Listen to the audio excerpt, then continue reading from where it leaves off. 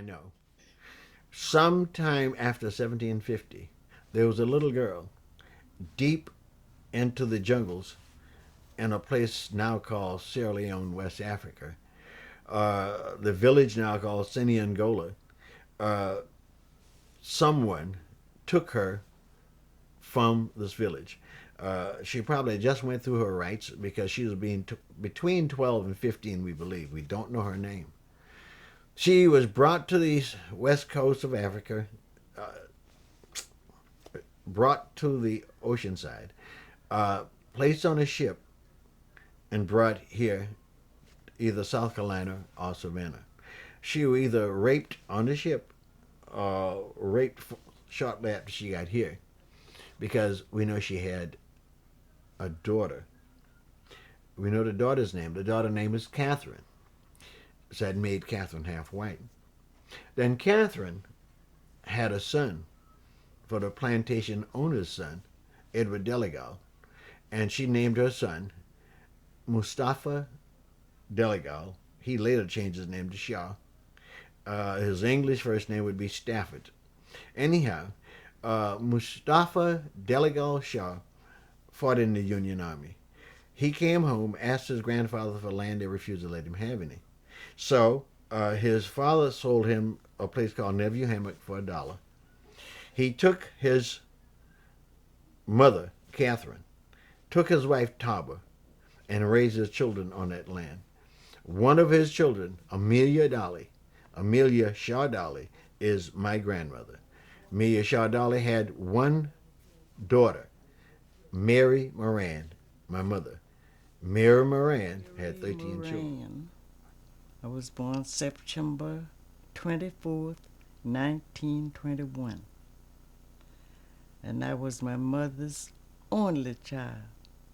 I didn't have a sister nor a brother. But I had a lot of family children around to play with. And my mother, she played with me a lot because I was the only. My grandma, Amelia Dawley. Well, really, Amelia Shaw Dawley. She was a very, very special person. As I said, I never left her house from the day I was born. And she was, well, she looked white because, her father was quadroon because her grandmother was half white. And I loved her because she could cook just about anything and make it taste good. You can smell her pot down the road when she started cooking, or way in the field, you can smell her pot. And she had this beautiful, beautiful voice because she could sing. And she was, even though there was 10, 12 kids in the yard at one time, she didn't have to tell me. I knew I was special because I was the one that lived. Her grandmother taught her this song, and then she taught it to me. And it had a little beat to it, and I thought it was something to dance by, and I would dance by the song, not knowing it was a funeral hymn, until I went to Sierra Leone, Africa, and learned that it was a funeral hymn. But when I was a little girl around 9 and 10, I would dance by it. But now I learned better since I knew it was a funeral. For it then, all she said, her grandmother tell her, it was an African song. Mona Kambalia Lily Kwambe I walk a Mona Kambalia Lily Quank. Has to really go see how you quender ya. Has to really go dwell in the quank. Has to really go see how you bunga lily. Has to really go 1997.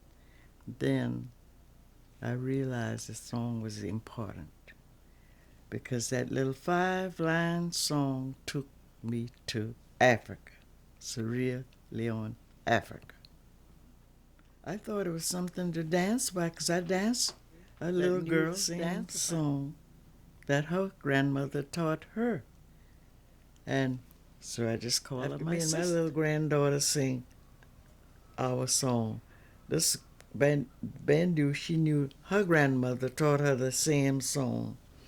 And she burst out and started crying and fell on me. And I started crying. And I look, everybody was shedding tears. Tears of joy. It was a grand time, and that was over in the country of Sierra Leone. Forgot the name of the place, but it was the country part. They took us over there in an old Russian helicopter, like to shake your brains off.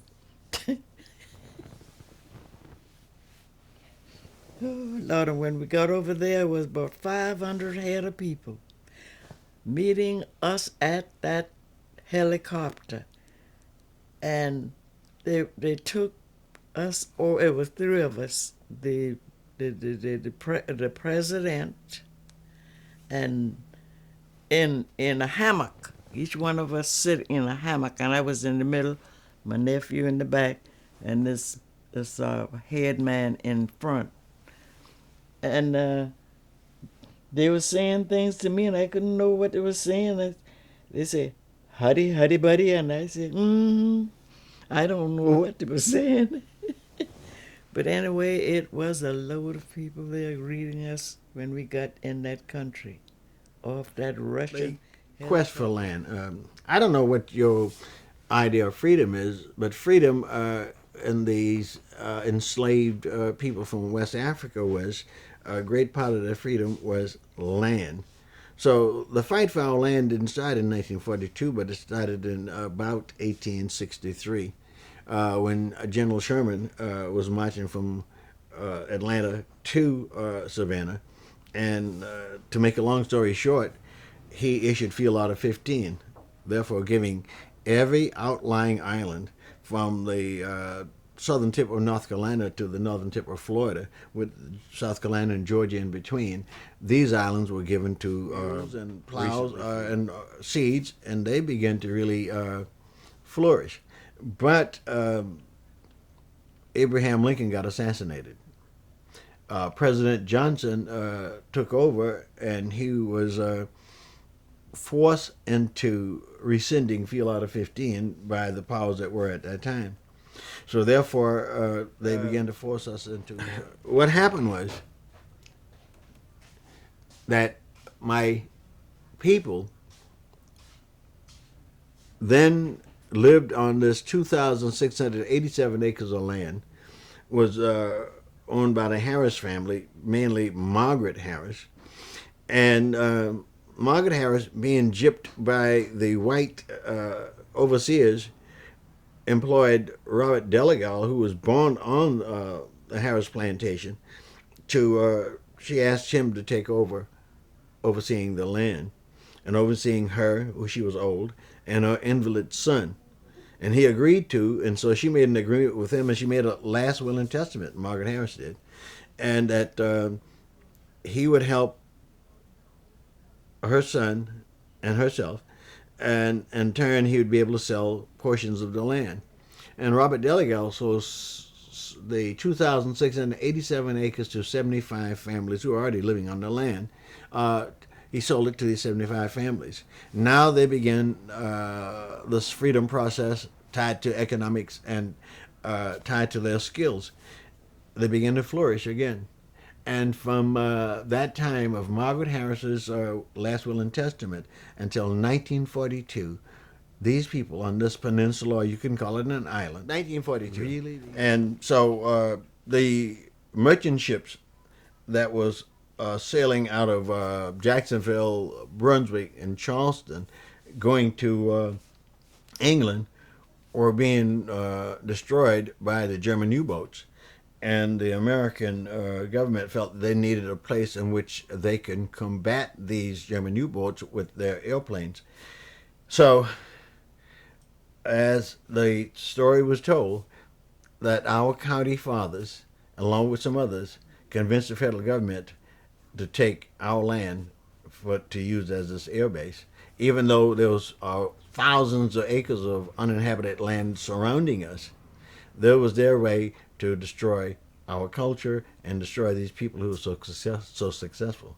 So as as the story goes, the federal government gave my people 2 weeks. They claimed eminent domain and told them if they weren't gone in 2 weeks, they would burn their place down. We moved out of Harrison. I was 20 years old. Until about 2 weeks before they gave us the paper, we had 2 weeks to pack up, tear down your house, and they just throw us out here. Didn't care how you make it. Just get on out. And the graveyard, the tombstones was just flying. I reckon bones and all just flying. They didn't, and threatened to take the last graveyard. But God fixed it so they didn't take that one. But they destroyed one. My mother couldn't help me. I couldn't help my mother because I was 7 months pregnant with a son, with my son Wilson Moran. They didn't care nothing about me being like that. Get on out, hurry, get on out. You just had to get out from there. Somebody told a lie that they owned the place. Some white guy. He's dead and gone wherever he went to. But I'll tell you what my father said about this man. See, he was going to howl in hell. And I hope he's down there howling because he told a lie to the government that he owned the place. And they believed him. But I was 20 years old when the government took our home from us. So I spent most of my best days where I was born. I was the superintendent of the First AB Church, the church that was down in the community. And we had about 2 miles to walk every Sunday to Sunday school. And cold or hot, me and my father would be in that road until he bought a 28 Ford. Then we was riding. A lot of the men in the community, young men, had just come back from Vietnam, and they wanted to live here, somewhere in Harrisonburg. But the problem there was no land because all the land was owned now by the Union Bag Corporation or whatever, and we are on these 1 little acres of land where your parents were, or your grandparents, and we believe that we're going to get this land back. Maybe the president will make it a personal order and get it done, but we are still here, and no matter what others may think, we know that our blood, or the blood and sweat and tears of our ancestors is in the soil. This land is our land. We fought in every war to keep this land free. And one day, there's no doubt in my mind that we will go back and reinvigorate this area.